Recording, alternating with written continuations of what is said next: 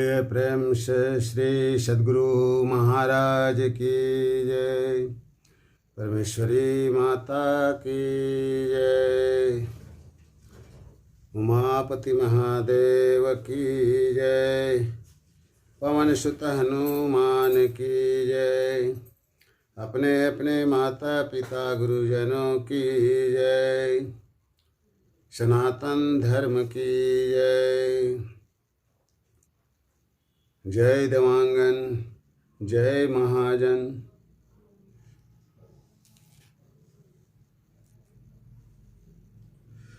गुरुर्ब्रह्मा गुरुर्विष्णु गुरुदेव महेश्वर गुरु साक्षात् परम ब्रह्म तस्मै श्री गुरुवे नमः। अखण्डमण्डलाकारं व्याप्तं येन चराचरं तत्पदं दर्शितं येन तस्मै श्री गुरुवे नमः। मंगलमूर्ति सतगुरु मिलवै सर्वाधार मंगलमय मंगलकरण बिनो बारंबार। धन्य धन्य सतगुरु सुखद महिमा कही न जाय। जो कछु कहूँ तुम्हारी कृपा मोते कछु न बसाय। मोते कछु न बसाय। हे आध्यात्मिक सुख प्रदान करने वाले सद्गुरु, आप संसार में बड़े ही प्रशंसनीय हैं। आपकी पूरी महिमा मुझसे कहते नहीं बनती। मैं जो कुछ भी कह पाता हूँ वह आप ही की कृपा से। मुझसे तो कुछ भी बन नहीं पाता है। सर्वमंगल मांगल्ये शिवे सर्वार्थ साधिके शरण्ये त्र्यंबके गौरी नारायणी नमोस्तुते। शरणागत दीनार्थ परित्राण परायणे सर्वस्त्राहि हरे देवी नारायणी नमोस्तुते। सर्वस्वरूपे सर्वेशे सर्वशक्ति समन्विते भयभ्यस्त्राहि नो देवी दुर्गे देवी नमोस्तुते। तुम पद पंकज प्रेम निरंतर सकल आस फल त्यागी। वह वरदान कृपा करु माता दीजे तब पद लागी। जो यह चरित सुने अरु गावे प्रेम सहित चितलाई। जो मन भाव सकल वरदानी श्री भगवती समाई। श्री भगवती समाई। बोलिए प्रेम से परमेश्वरी माता की जय।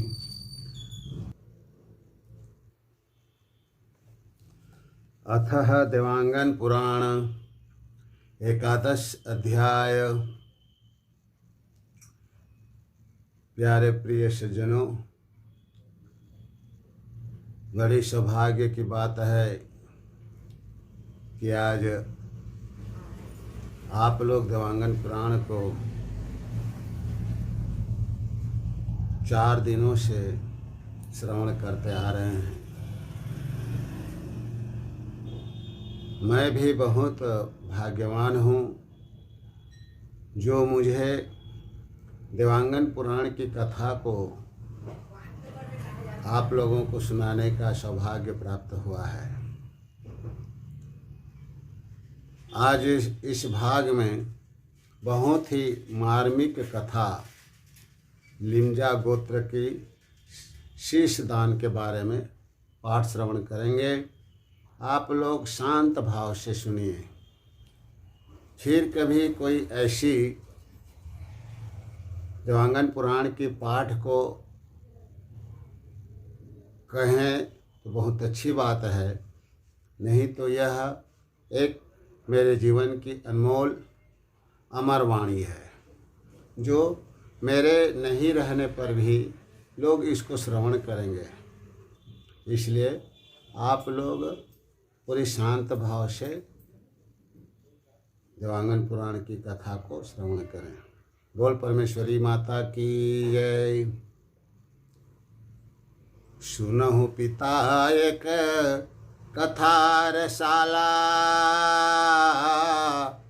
दोनों बंधु एक कीन्हे ख्याला। एक लिमजा एक गरकट्टा कहलाई, दोनों गोत्र एक हैं भाई।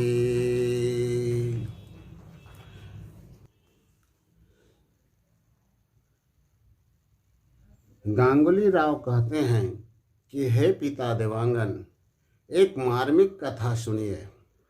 पहले लिमजा नामक गोत्र वाले दो सगे भाई रहते थे। पुत्र विवाह के समय उनके घर पर आनंद उत्सव हो रहा था। एक भाई धनी था तो दूसरा भाई निर्धन था। धनी भाई का धन उनके स्वार्थ में खर्च होता था, पर निर्धन भाई का धन दान धर्म में खर्च होता था। धनी भाई द्वारा दान पुण्य में खर्च नहीं करने से निर्धन भाई दुखी रहता था। उसने मन में ठाना कि वह अपने द्वार से राव भाट को खाली हाथ नहीं जाने देगा। उसे खाली हाथ जाने देना ठीक नहीं है। निर्धन भाई विनती करते खड़े रहे कि मैं तो लायक नहीं हूँ, सदा सदा से तुम राव भाट मेरे गुणगान करने वाले मेरे प्रशंसक हो, मैं तुम्हें क्या दूँ। तब पति पत्नी निर्धन लिमजा गोत्र के बंधु दंपति ने विचार कर भाट को दान देने के रूप में अपना सिर काटकर थाली में रखा, ऊपर से कपड़ा ढक कर राव को दान दे दिया। राव ने कपड़ा हटाकर थाली पर नजर डाली तो आश्चर्यचकित रह गए। उन्हें तो दान चाहिए था, पर मिला लिमजा निर्धन के रक्त से लथपथ सिर। यह देखकर सभी राव पर कुपित होने लगे। भाट को उस स्थान पर ले गए जहाँ सिर काटा गया था। उन्होंने घर पुतवाया, कलश रखवाया। 2, 4, 8 दिन बीत गए। वे माँ परमेश्वरी से विनय करके बोले, हे माँ, आपके कर में खप्पर है। मैंने शीश तो नहीं मांगा था। आप सिंह वाहिनी हैं, सब दुखों की हरता हैं। मेरी प्रार्थना है कि यह शीश जोड़ दीजिए, इन्हें जीवित कर दीजिए। सुनी स्तुति प्रसन्न भये, मांगे मांगे वरदान। का मांगहु तुम सुनहु अब, दे दो जीवन दान। प्रार्थना सुनकर माँ परमेश्वरी प्रसन्नता से बोली, मांगो पुत्र, क्या मांगते हो। गांगुली ने कहा, हे माँ, मैं इस शीश कटे लिमजा का जीवन दान मांगता हूँ। माता बोली, हे पुत्र, तुम धन्य हो, कटे सिर को तुम धड़ से लगा दो। माता ने तब उसे संजीवनी विद्या से जीवित कर दिया। वह लिमजा गोत्रीय देवांगन जीवन प्राप्त कर हर्षित हो गया। राव समेत सभी आनंदित हो गए और माता की विनती करने लगे। गला काटकर दान करने के कारण उस गोत्र का नाम गरकट्टा पड़ गया। विवाह के समय ये लोग पुनः शीश न काट लें, इसलिए छुरी छुपा दी जाती है। कुछ गरकट्टा गोत्रीय इस अवसर पर छुरी गले पर रखकर पुराने परंपरा को याद करते हैं। माँ बोली, हे पुत्र, इस प्रकार आवेश में आकर शीश दान मत करना। सभी इस घटना से आश्चर्यचकित हो गए और पुनः जीवन पाने के उपलक्ष्य में दान दिए। राजा पूज्या कैसे भयऊ, सुनहु कथा तुम सन कहेऊ। सुनो देवांगन मैं कहो बखानी, गुप्त कथा तुमसे प्रगटानी। गांगुली ने कहा, एक गुप्त कथा और कहता हूँ, सुनो। राजा पूज्या गोत्र नाम कैसे पड़ा? यह गुप्त कथा इस प्रकार है। किसी देवांगन के घर माता परमेश्वरी की पूजा बड़े काज हो रहा था। साज सामान, वस्त्र, बर्तन सब सजे थे। माँ की सेवागान करने वाले सेवक, बरुआ, गुरु और परिहार सभी उपस्थित थे। सभी माता की सेवा कर रहे थे। परिमल पुष्प, 9 पंखुड़ियों का जसवंत पुष्प, 9 दिन के लिए 9 पंखुड़ी मोंगरा और मंदार पुष्प पूजा के लिए रखा था। घर के मध्य भंडार के लिए सगरी गड्ढा भी खुदवाया गया था। इसी बीच उस राज्य के राजकुमार खेलते खेलते माता की पूजा स्थल पर पहुंच गया। सभी लोग राजकुमार को बरजने लगे, पर राजपुत्र कहाँ मानने वाले थे। माता ने उसे अपने गोद में खींच लिया। एक निश्चित समय के बाद ही वह राजकुमार उपस्थित हो सकेगा, ऐसा माता ने कहा। विशेष माँ परमेश्वरी की बृहद पूजा अर्थात बड़े काज कहते हैं। घोर संकट आने पर उसे टालने के लिए विशेष जानकार गुरु परिहार द्वारा पवित्र होकर संपन्न कराया जाता है। पूजा स्थल के अंदर जहाँ माता परमेश्वरी स्थापित रहती हैं, देवांगन के अतिरिक्त अन्य जातियों का प्रवेश वर्जित रहता है, चाहे वह राजा ही क्यों न हो। माता परमेश्वरी ने राजा को इस बात से अवगत कराने की ठानी कि पूजा नियमों के विपरीत कार्य करने का क्या कुफल हानि होता है। माता ने राजपुत्र को अपने गोद में खींच लिया। राजा स्वतः यह देखने आए और घर के अंदर का भंडारा खुलवाए। वहाँ माता का श्वेत ध्वजा दिखलाई दिया। यह देखकर राजा और प्रजा दोनों दुखी हो गए कि आखिर राजपुत्र कहाँ गया। 1 वर्ष की अवधि के बाद भंडारा फिर खोला गया। सभी आनंदमग्न हो गए कि 1 वर्ष बीत जाने के बाद भी माता का प्रसाद ज्यों का त्यों है। यही बड़ी कारज सगरी प्रथा की सफलता का सूचक है। तब राजपुत्र भी माता के द्वारा पहुंचा दिया गया। पुत्र प्राप्ति के बाद राजा भी हर्षित हो गए। सभी आनंद से मंगल बधाई बाजे बजाने लगे। उस दिन से उस देवांगन के गोत्र का नाम राजा पूज्या पड़ गया। राव भाट ने ऐसा बतलाया और कहा, यह भाग्य को सराहने योग्य है। इस कथा को विस्तार पूर्वक आगे जानेंगे।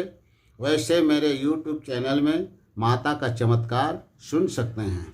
इति श्री 11 अध्याय। बोलिए प्रेम से परमेश्वरी माता की जय। अतः 12 अध्याय। बोलिए प्रेम से माता परमेश्वरी की जय।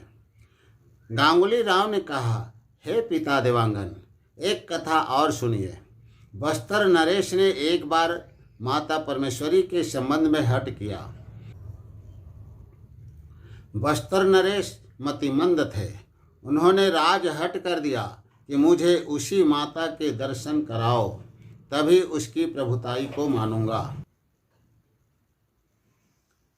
सभी कोई गुरु परिहार सहित आश्चर्य और दुखित हुए कि राजा कैसे हट कर रहे हैं। सरोवर से जल भर लाने के लिए 4 सखियां नीला वस्त्र धारण कर जा रही थी। बरुआ नाचते गाते आनंद होकर साथ में जा रहे थे। नगर के बाहर आते ही राजा उन सखियों और बरुआ के आगे हो गए। वे कौतुक और करिश्मा देखना चाह रहे थे। नगरवासी यह देखकर मन ही मन विचार कर भयभीत हो गए और माता परमेश्वरी की सेवा करने वाले लोग रक्षा करो माँ, रक्षा करो कहते हुए स्तुति करने लगे। सुर नर मुनि पार न पाए, शेष महेश ध्यान लगाए। सुनि बानी माता हर साही, प्रेम भक्ति माता यश गाही। देव ऋषि और मनुष्य तो क्या, हजारों जीभ वाले शेषनाग भगवान शंकर भी माता की महिमा का पार नहीं पा सकते हैं। माता की सूर्य के समान प्रकाशवान किरणें फूट पड़ी तो सभी जन उस प्रचंड किरणों को सह न सके और मूर्छित होकर गिर पड़े। संपूर्ण नगर में हाहाकार मच गया। सभी विचार करने लगे कि भलाई नहीं है। चारों सखियां और बरुआ सरोवर से जल भरकर वापस आ गए। रानी को जब राजा के हठ का पता चला तो वह माता से प्रार्थना करने लगी कि हे माता, राजा अत्यंत भोले हैं, उनकी रक्षा करो। 7 सहेलियों के साथ पालकी पर चढ़कर रानी उस स्थान पर पहुंची जहां यज्ञ हो रहा था। 1001 स्वर्ण मोहरें निछावर कर रानी ने प्रार्थना की, हे माँ, मेरी सौभाग्य की रक्षा कीजिए, आपके हाथों ही मेरा सुहाग सुरक्षित रहेगा। बार बार स्तुति सुनी राजा उठे हर खान, जैसे निशी स्वप्न भये मर्म न काहू जान। रानी द्वारा बारंबार स्तुति करने पर माँ की कृपा से राजा हर्षित होकर वैसे ही उठ बैठे मानो रात्रि में स्वप्न देखकर अभी अभी उठे हों। इस मर्म को लोग नहीं जान सके। इति श्री 12 अध्याय। बोलिए प्रेम से श्री परमेश्वरी माता की जय। अथ 13 अध्याय। बोलिए प्रेम से परमेश्वरी माता की जय। महिका मर्दन नाम तुम्हारा, शुंभ निशुंभ द्वैत तुम्हारा। चंड मुंड महिषासुर मारे, रक्त बीज को तुम ही संहारे। दिवांगन हाथ जोड़कर माता परमेश्वरी से कहते हैं कि हे माँ, आप महिषासुर, शुंभ निशुंभ, चंड मुंड और रक्त बीज नामक राक्षसों को मारकर संसार को उनके त्रास से मुक्ति दिलाने वाली है। हे माँ, उस कथा को श्रवण करने की इच्छा है, सो कृपा करके उसे सुनाइए। माता बोली, हे पुत्र सुनो। बहुत पहले महिषासुर नामक राक्षस दैत्य था। उसकी दुष्टता से तीनों लोक के प्राणी त्रस्त थे। 33 कोटि देवता के साथ ब्रह्मा, विष्णु और महेश भी भयभीत थे। उस समय सभी ने मेरी स्तुति की। देवताओं की आर्तवाणी सुनकर मैं प्रकट हुई। विष्णु ने चक्र, शंकर ने त्रिशूल और ब्रह्मा ने अपना फांस मुझे अर्पित किया। मैं सिंह पर आरूढ़ हुई। मेरे कई रूप हो गए।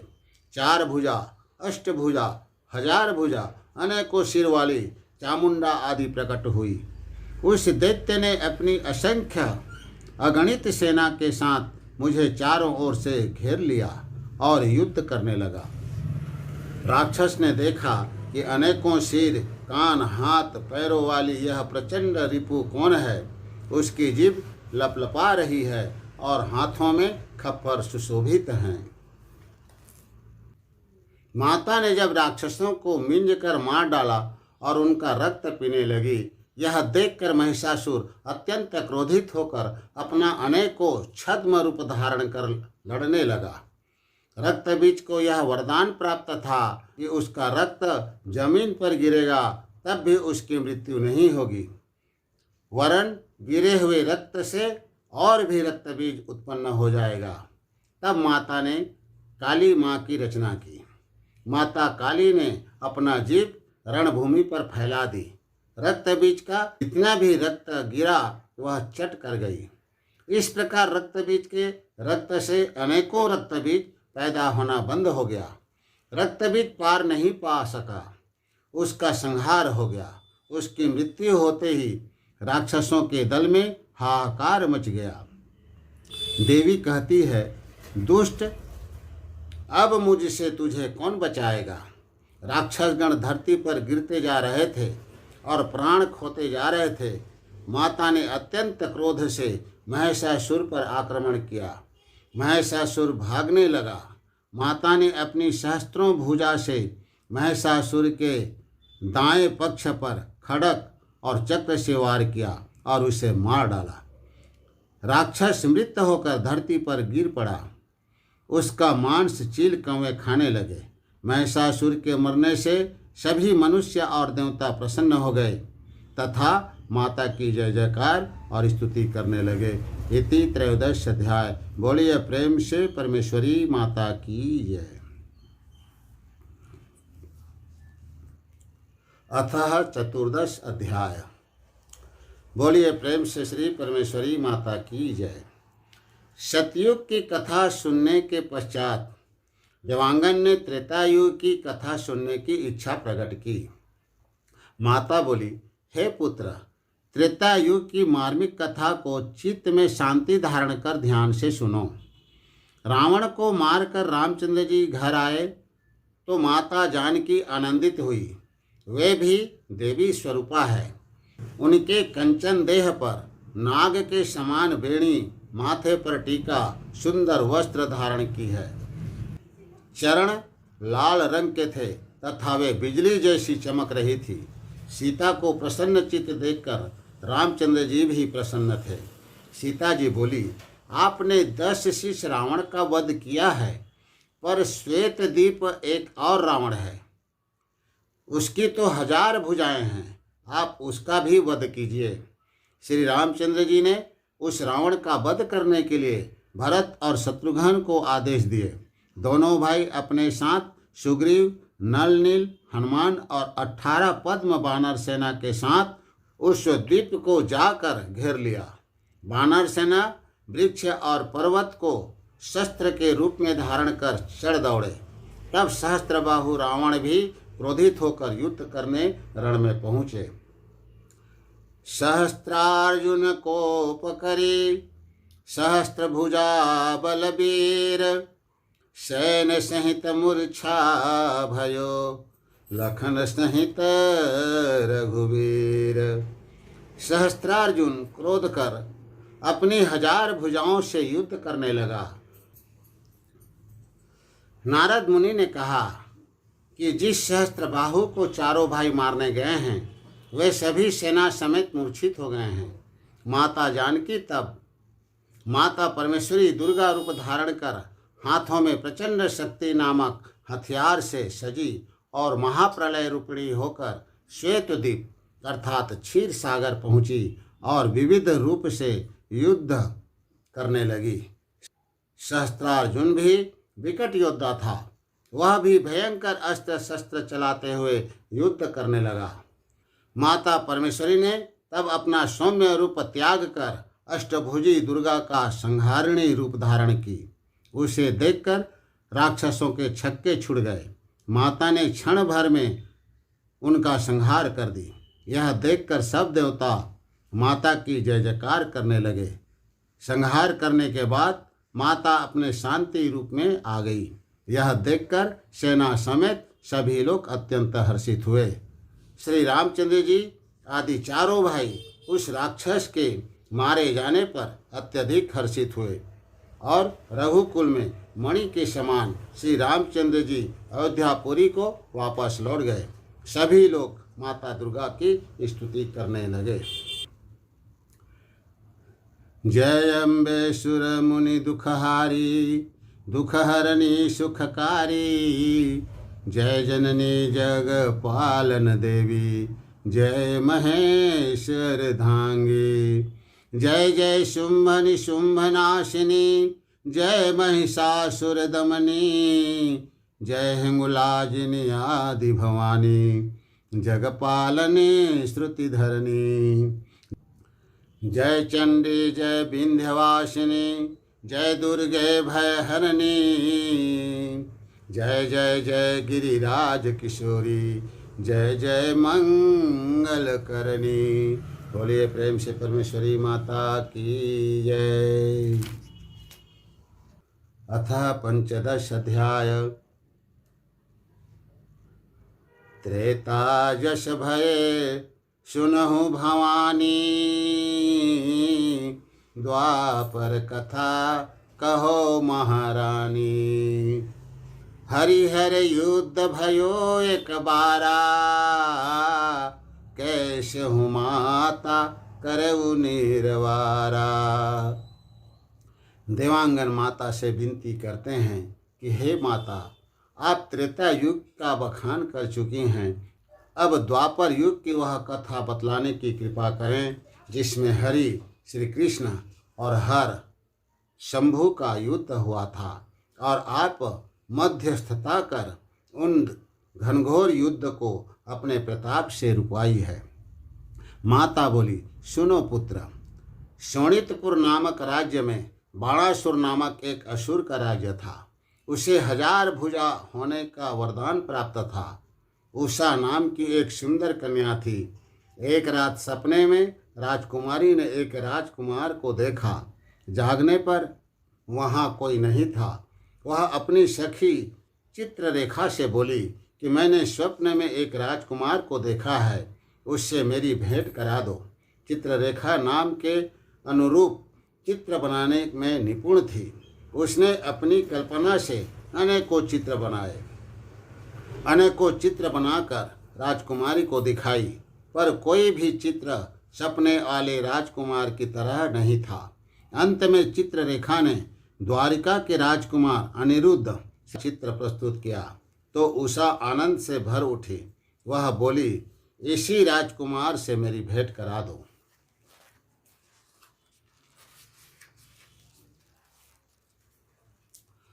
उषा और चित्ररेखा आकाश मार्ग से विमान द्वारा द्वारिका नगरी जा पहुंची। अपनी माया विद्या से अनेकों मोहित कर अनिरुद्ध से गंधर्व विवाह रचा ली। उसे कोई जान नहीं पाया। असुरपति बाणासुर के महल की ध्वजा टूटकर गिर पड़ी तो वह दुखित हो उठा। बाणासुर ने एक दिन अपने गुरु भगवान शंकर से पूछा कि हे प्रभु, इन भुजाओं की कोई उपयोगिता है या यह केवल मेरे शरीर के लिए केवल बोझ ही रहेगा। तब भगवान शंकर जी ने कहा कि जिस दिन तुम्हारे राजभवन की ध्वजा टूटकर गिर पड़ेगी तब समझ लेना कि इन भुजाओं की उपयोगिता का समय आ गया है। विकट संकट को जानकर उसने अनिरुद्ध को कैद कर लिया। अब श्री कृष्ण को आना ही था। साजी सेन आयहु यदुराई, नगर निकट तब पहुँचऊ जाई। जब देखा सेना सब आवत, द्वारपाल सब जाय जनावत। अपनी यदुकुल सेना के साथ श्री कृष्ण बाणासुर को दंडित करने शोणितपुर पहुँचे। सेना को आते देख द्वारपालों ने बाणासुर को खबर दी। खबर सुनकर बाणासुर अत्यंत क्रोधित हुए और अपने गुरु शंकर जी के पास युद्ध करने की आज्ञा मांगने आए। शंकर जी ने आज्ञा दी और कहा, हे पुत्र, चलो तुम, मैं भी तुम्हारी सहायता के लिए आ रहा हूँ। बाणासुर युद्ध भूमि पहुँचे और धनुष टंकार कर बाण लक्ष्य की ओर छोड़ दिया। उसका शब्द बड़ा ही कठोर था, जिसे सुनकर सभी और बाणासुर स्वयं भी घबरा गए। श्री कृष्ण ने एक बाण चलाया जिसे असुर ने काट दिया। युद्ध के मारू और जुझारू बाजे वेग से बजाए जा रहे थे। उसी समय महाप्रलय के वेग के समान श्री कृष्ण ने बाणासुर की भुजाओं को काट गिराया। बाणासुर ने तब शंकर जी का ध्यान किया। शंकर जी युद्ध भूमि में पहुँचे। अब हरि और हर में युद्ध होने लगा। सुदर्शन चक्र और त्रिशूल का वार एक दूसरे पर होने लगा। कोई भी हार नहीं मान रहा था। इस प्रलयंकर युद्ध को देखकर समस्त सेना व्याकुल हो गई और त्राही त्राही कर आर्तवाणी से चिल्लाने लगे। सभी इस युद्ध को समाप्त करने के लिए माता से गुहार करने लगे।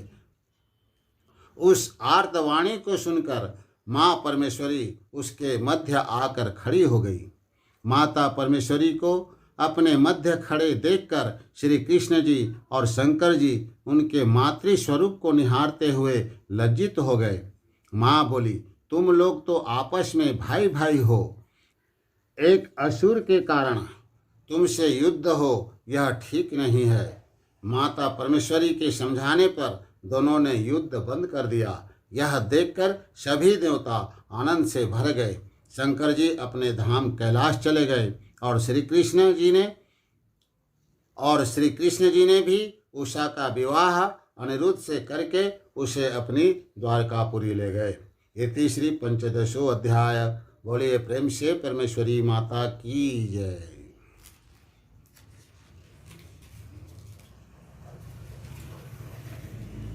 अब आरती होगा।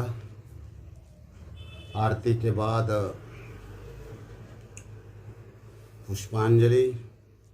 पुष्पांजलि के बाद में क्षमा प्रार्थना, फिर सब कोई प्रसाद लेकर के घर जाइएगा।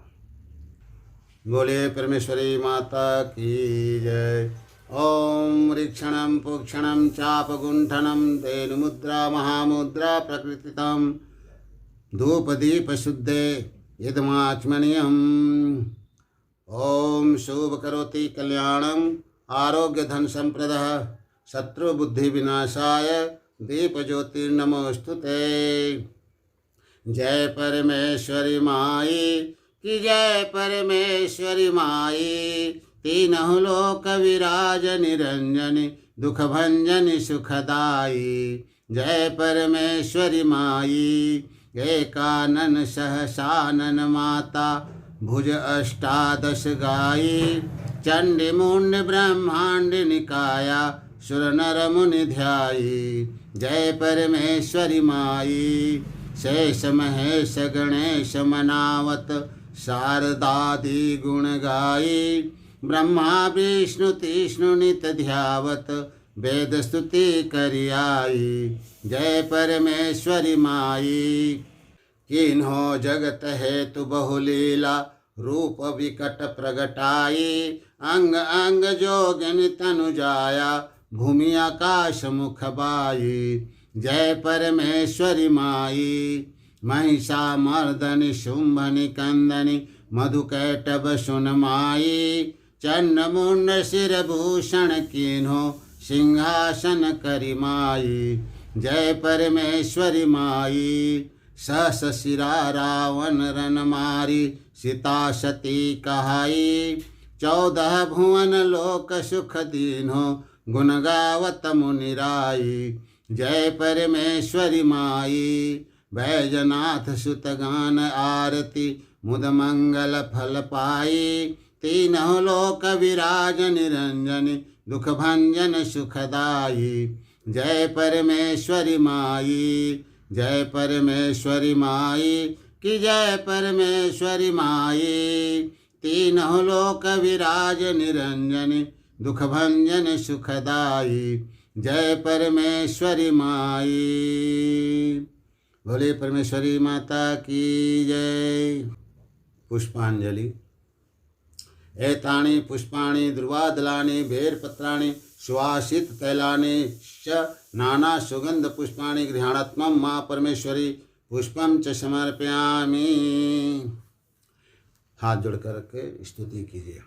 त्वमेव माता च पिता त्वमेव त्वमेव बंधु च सखा त्वमेव त्वमेव विद्या द्रविणं त्वमेव त्वमेव सर्वं मम देव देव।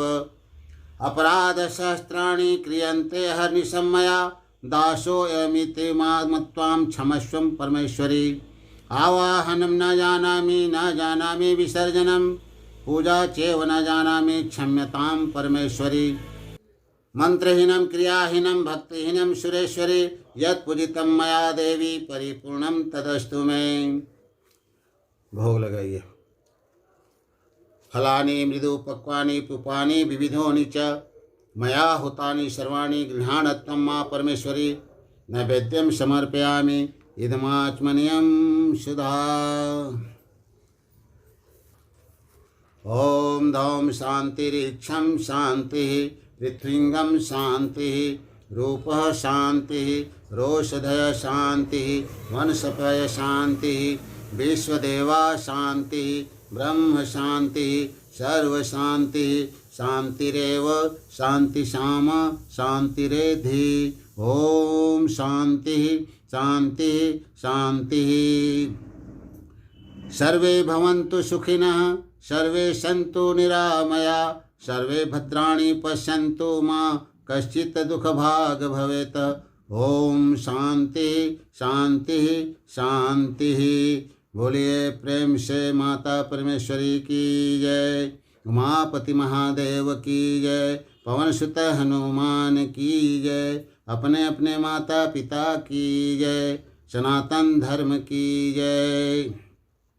आज कथा इतनी भई सब देवतन को प्रणाम। जो जन जहाँ से आयहु तह तह करहु पयान।